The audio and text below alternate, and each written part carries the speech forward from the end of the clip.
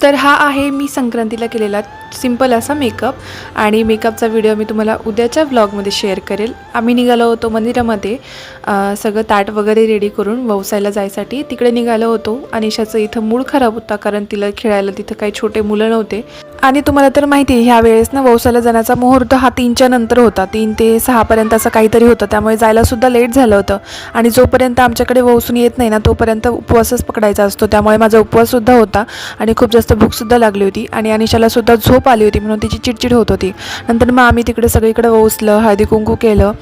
इकडच्या भागामध्ये ना काही बायका विडे वगैरे घेतात तर ते घेऊन झालं। आमच्याकडे विडे घेत नाहीत पण हळदी कुंकूचा कार्यक्रम असतो।